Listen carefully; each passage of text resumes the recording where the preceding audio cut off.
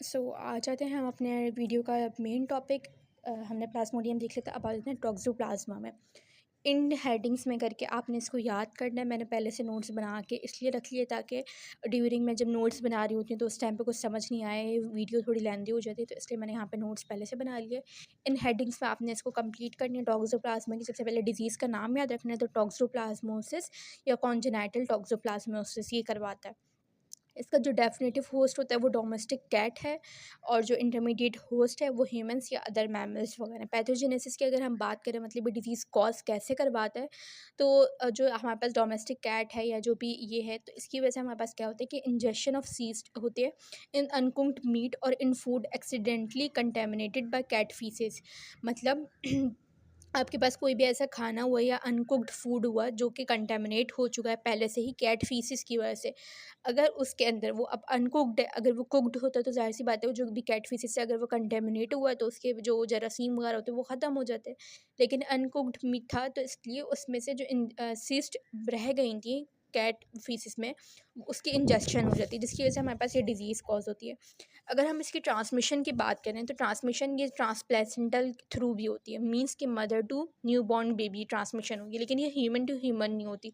मतलब ऐसा नहीं कि अगर किसी को टॉक्सोप्लाज्मोसिस हुआ हुआ है तो दूसरे बंदे को उसके हाथ लगने से या एयर ड्रॉपलेट्स वगैरह से टॉक्सोप्लाज्मोसिस फैलने का खतरा है, बल्कि ये किस तरह हो रही है, ट्रांसप्लेसेंटल, मींस के mother to new born baby हो रही है। क्लिनिकल फाइंडिंग्स में देखते हैं तो कॉन्जेनिटल इन्फेक्शन जो होता है हमारे पास, उसकी वजह से हमारे पास एबॉर्शन हो सकता है, स्टिल बर्थ हो सकती है, neonatal diseases like new born baby जो है ना ऑलरेडी क्या होगा, ब्लाइंड होगा, ब्लाइंडनेस हो सकती है चिल्ड्रन के अंदर, ये बड़ा इंपॉर्टेंट है। तो ये आपका BC क्विज भी आता है कि blindness in children neonatal childrens में किसकी वजह से होती है, तो टॉक्सोप्लाज्मोसिस की वजह से होती है। कोरियोटाइटस, हेपेटोस्प्लीनोमेगैली, फीवर, जॉइंडस, इंट्राक्रेनियल कैल्सिफिकेशंस, ये सारी क्लिनिकल फाइंडिंग्स हैं टॉक्सोप्लाज्मा की। फिर आ जाते हैं इसकी लैब डायग्नोसिस पे। तो देखो हमने पढ़ा कि ये ट्रांसप्लेसेंटल ट्रांसफॉर्मेशन हो रही है, मींस ट्रांसमिशन हो रही है, मींस कि मदर टू न्यूबॉर्न बेबी हो रही है। तो लैब डायग्नोसिस में हम सबसे पहले IgM एंटीबॉडी का टेस्ट करवाएंगे और IgG एंटीबॉडी का टेस्ट करवाएंगे, क्योंकि आपको पता है IgM और IgG हमारे पास mother to newborn baby transfer हो सकती हैं, IgG जो मेनली होती है, ठीक है। तो IgM को हम जो है ना एक्यूट एंड कॉन्जेनिटल इन्फेक्शंस में करवाते हैं, जबकि जो IgG है वो हम एक्यूट टॉक्सोप्लाज्मोसिस के लिए करवाते हैं। दूसरा एक और इसका नाम है आपके पास जिम्सा स्टेनिंग करवाते हैं, means thick and thin smear वाला टेस्ट बताया था ना प्लाज्मोडियम के अंदर। तो इसमें हम देखते हैं ट्रोफोजोइड जो होते हैं ना इसका, वो इस तरीके का होता है, क्रेसेंट शेप, मतलब चांद की तरह होगा। तो अगर हमें ये नज़र आ जाएगा तो इससे हमें पता चल जाएगा कि ये टॉक्सोप्लाज्मा पैरासाइट बॉडी के अंदर आया हुआ है। So it's all about toxoplasma. इसमें आपने बस यही सारी चीज़ें देखनी थी कि डिजीज़ क्या है, pathogenesis, transmission, clinical findings and lab diagnosis. अब हमारे पास सेकंड आ जाता है न्यूमोसिस्टिस से। ये न्यूमोसिस्टिस आपके पास, इसको न्यूमोसिस्टिस जेरोविकी भी कहते हैं। ये डिज़ीज़ करवाते हैं निमोनिया इम्यूनो कॉम्प्रोमाइज्ड पेशेंट्स के अंदर। अच्छा, ये आपके पास एक कॉन्सेप्ट था कि ये ईस्ट भी कंसिडर किया जाता है और प्रोटोजोआ भी कंसिडर किया जाता है, मतलब मिक्स्ड कैरेक्टरिस्टिक्स इसकी शोन होती है। जैसे कि ईस्ट के अंदर एरगेस्ट्रॉल होता है, लेकिन इसके अंदर एरगेस्ट्रॉल नहीं होता है, जबकि प्रोटोजोआ की तरह इसके पास कोलेस्ट्रॉल होता है। इसलिए ये बीच की एक समझो एक स्पीशी है जो कि ईस्ट और प्रोटोजोआ की कुछ कुछ प्रॉपर्टीज़ को सिमिलर कर रही होती हैं।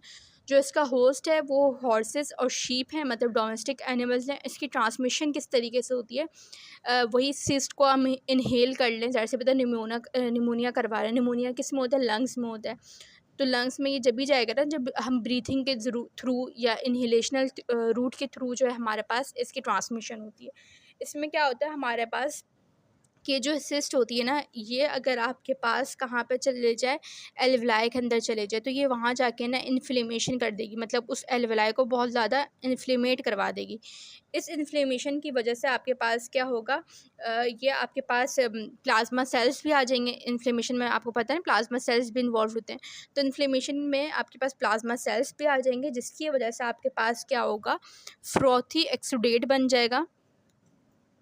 ये आपने बेसिक पैथो के अंदर पढ़ा होगा, ट्रांसुडेट और एक्सुडेट, ठीक है। तो एक्सुडेट बन जाएगा, जिसकी वजह से आपके पास क्या हो जाएगा, ऑक्सीजन जो एक्सचेंज होगा ना वो ब्लॉक हो जाएगी, मतलब ऑक्सीजन एक्सचेंज नहीं हो पाएगा।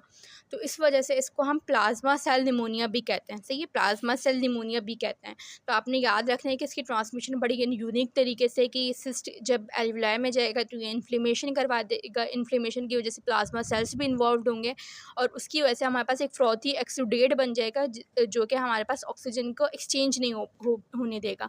ऑक्सीजन का और आपको पता है जब ऑक्सीजन का एक्सचेंज नहीं होगा तो सांस लेने में मसला होगा इंसान को, इसलिए निमोनिया कॉज हो जाएगा। तो इसलिए इसको हम प्लाज्मा सेल निमोनिया भी कहते हैं। क्लिनिकल फाइंडिंग्स में आए तो क्लिनिकल फाइंडिंग्स में आपके पास फ़ीवर होगा, डिस्पनिया होगा, मतलब ब्रीथिंग रेट बहुत ज़्यादा कम हो जाएगा, काफ मतलब खांसी होगी, टेक्निया होगा और ग्राउंड ग्लास इन्फिल्ट्रेट हो जाएगा। वो जो एक्सुडेट हमने पढ़ा था ना, तो वो एल्वुलाई के अंदर आ जाएगा। लैब डायग्नोसिस में हम सबसे पहले सीस्ट को फाइंड करेंगे ब्रोंकोस्कोपी करके या ब्रोंकियल लेवाज करवा के या ओपन लंग बायोप्सी करवा के, या फिर हमारे पास ये 4 तरीके और हैं। पीसीआर टेस्ट करेंगे, जिम्स स्टेनिंग करेंगे, ये मिथेनामाइन सिल्वर स्टेनिंग करेंगे और फ्लोरेसेंट एंटीबॉडी स्टेनिंग करेंगे। ठीक है, तो ये आपके पास लैब डायग्नोसिस और ये आपकी क्लिनिकल फाइंडिंग्स हैं। अब हमारे पास नेक्स्ट जो पैरासाइट है वो है ट्राइपेनोसोमा। तो इसको देखते हैं ट्राइपेनोसोमा क्या क्या करवाता है। अब आ जाते हैं ट्राइपेनोसोमा के अंदर। तो ट्राइपेनोसोमा की हमने 2 स्पीशीज़ देखी थी, 3, ट्राइपेनोसोमा क्रूजी, जिम्बेंसी एंड रोडेसेंसी। जो ट्राइपेनोसोमा क्रूजी होता है ये आपके पास चागास डिजीज़ करवाता है, चागास डिजीज़ कहते हैं इसको। ठीक है, और ट्राइपेनोसोमा जिम्बेंसी और रोडेसेंसी ये आपके पास स्लीपिंग सिकनेस करवाते हैं। इनके वेक्टर्स वगैरह हमने देख लिए थे। अब आ जाते हैं ट्राइपेनोसोमा क्रूजी के ऊपर। तो ट्राइपेनोसोमा क्रूजी की सबसे पहले तो डिजीज़ हमने देख ली, चागास डिजीज़ करवाता है। वेक्टर इसका होता है रेडिवुड बग या किसिंग बग या कोन नोज बग कहते हैं इसको। इसकी जो बग है मतलब जो वेक्टर है इसकी पिक्चर देख लेगा क्योंकि ऑस्पी में ये आती है, मुझे कहीं मिली तो मैं ऐड कर दूँगी इस वीडियो में। फिर पैथोजेनेसिस पर आएँ तो पैथोजेनेसिस मतलब ये किस तरीके से स्टार्ट होता है, तो इसकी पूरी लाइफ साइकिल है जो कि हमें पढ़ने की ज़रूरत नहीं है, बस देख लेते हैं। आपके पास क्या होता है, एमएसटी गॉड्स होते हैं। ये एमएसटी गॉड्स हमारे पास सेल्स को किल करना स्टार्ट करवा देते हैं और जैसे ही ये सेल को किल कर देते हैं ये वहाँ पे जाके उसकी इन्फ्लेमेशन कॉज करवा देंगे। मोस्टली कौन से सेल्स होते हैं, कार्डियक मसल्स होते हैं, वहाँ पे जाके इन्फ्लेमेशन कॉज कर देते हैं। न्यूरोनल डैमेज पर आ जाएँ तो आपके पास ये कार्डियक एरिथमियास करवा देंगे या लॉस ऑफ टोन करवा देंगे कोलॉन के अंदर, जिसको हम मेगा कोलॉन और मेगा एसोफेगस भी कर देगा। मतलब एसोफेगस का साइज़ बहुत बढ़ा देगा, कोलॉन का साइज़ बहुत ज़्यादा बढ़ा देगा क्योंकि इन्फ्लेमेशन करवा रहा है। तो चागास डिजीज़ हमारे पास फिर इसके 2 स्टेजेस होंगे, एक्यूट फेस और क्रॉनिक। तो एक्यूट फेस के अंदर ट्रैपोमास्टिगॉइड्स और एमास्टिगॉइड्स दोनों होते हैं, जबकि क्रॉनिक के अंदर सिर्फ एमास्टिगॉइड्स होते हैं। ठीक है, ट्रांसमिशन इसकी प्लेसेंटल भी होती है, मतलब मदर टू क्या न्यू बॉर्न बेबी भी होगी। सही, क्लिनिकल फाइंडिंग्स पर आएँ तो आपके पास चागास डिजीज़ में क्या होता है, आपके पास एक्यूट उसकी अगर मैं बात करूँ तो ये जो किसिंग बग होती है ये इस तरीके की मतलब होगी ना, तो ये आपके पास क्या करेगी, जिस जगह पे भी जाके काटेगी ना, ये वहाँ पे उस जगह पे जाके सॉइलिंग बहुत ज़्यादा कर देती है। अच्छा, इसको हम किसिंग बग इसलिए कहते हैं क्योंकि मोस्टली ये आपके पास माउथ और नोज़ और सॉरी आइज़ वाले एरिया में जाके जो है ना एक जो है ना बाइट करती है। ठीक है, तो ये आपके पास तो ये आपके पास क्या करेगी, आपके पास फेशियल एडीमा करवा देगी। सही है, और फेशियल एडीमा के साथ साथ ये आपके पास वहाँ पर जाके एक नोड्यूल टाइप का बना देगी जिसको हम चागोमा कहते हैं। सही है, इसको आप किसी भी तरीके से प्रोनाउंस कर सकते हैं। फेशियल एडीमा कर देगी, नोड्यूल बना देगी, जहाँ पर भी उसने बाइट करे ना उस जगह पर। फर्स्ट करो अगर ये लिप्स के पास उसने करे तो ये पूरे लिप्स को इस तरीके से नियर द बाइट, यानी कि पूरे लिप्स को उस बाइट के अराउंड ये आपके पास एक नोड्यूल टाइप का बना देगी और एडीमा कॉज करवा देगी। साथ साथ फीवर हो जाएगा। सही है, क्योंकि इन्फ्लेमेशन का जहाँ पे भी नाम आए तो आपने फ़ीवर याद रखना है। ये आपके पास लिम्फो एडिनोपैथी भी करवा देगा, मतलब लिम्फ नोड्स बहुत ज़्यादा सॉइल हो जाएंगी और जो है ना हेपेटोस्प्लीनोमेगैली स्प्लीन भी बहुत ज़्यादा वो हो जाएगी आपके पास, स्प्लीनोमेगैली भी करवा देगी। और साथ ही ये आपके पास क्या करवा देगी, अगर ये आई के पास मतलब हमने पढ़ा ना माउथ और आई पे करवा रही होती है, तो अगर ये आपके पास आई पर बाइट कर देना तो ये आपके पास यूनिलेटरल पैल्पेब्रल सॉइलिंग करवा देती है। मतलब आई भी आपके पास क्या हो जाएगी, सॉइल हो जाएगी, जिसको हम रोमन साइन भी कहते हैं, रोमन साइन। ठीक है, तो अगर आपसे पूछा जाए कि क्लिनिकल फाइंडिंग्स क्या होती हैं छागास डिजीज़ की, तो आपने बताना है कि किसी भी जगह पे वो काटेगा तो वो फेशियल एडीमा करवा देगा, नोड्यूल बना देगा, फीवर होगा, लिम्फ नोड्स बहुत ज़्यादा सॉइल हो जाएंगे, स्प्लीनोमेगैली मतलब स्प्लीन बहुत ज़्यादा लार्ज हो जाएगी, पैल्पेब्रल सॉइलिंग हो जाएगी आई की, और उसको हम रोमन साइन भी कहते हैं। इसकी लैब डायग्नोसिस वगैरह पर आएँ तो वही आपके पास जिम्स स्टेनिंग वगैरह है। ठीक है, और इतना कुछ खास इसके अंदर बाकी बचा नहीं है। अब जो है हम जो है ट्रैपनोसोमा जिम्बैंसी और रोडेंसेंसी इसी में से देख लेते हैं, क्योंकि ये बहुत ज़्यादा ईज़ी है, तो इसलिए मैं अलग से नोट्स नहीं बना रही। जो बातें बता रही हूँ वो बुक में मार्क कर लें या लिख लें अपने पास। सबसे पहले तो आप ये देख लें कि ये करता क्या है। तो ये स्लीपिंग सिकनेस करवाता है। ये आपके पास किस वेक्टर की वजह से होता है, तो ये सीसी फ्लाई हमने पढ़ा था उसकी वजह से होता है। रिज़र्वर की अगर बात की जाए तो ट्रैपनोसोमा जो जिम्बैंसी है उसके अंदर आपके पास रिज़र्वर है ह्यूमन्स, और जबकि जो रोडेंसेंसी है उसमें आपके पास कैटल्स वगैरह या वाइल्ड एनिमल्स वगैरह हो गए। सही है। ये इसमें होता क्या है, इसके पैथोजेनेसिस वगैरह देखें या क्लिनिकल फाइंडिंग देखें तो आपके पास ये क्या करवा देता है, या आपके पास जो है ना ब्लड में जाएगा, लिम्फ नोड ब्लड के मतलब सबसे पहले स्किन में आया, स्किन से ये कहाँ पे गया, ब्लड में, ब्लड से ये आया लिम्फ नोड्स में, दैन ब्रेन में।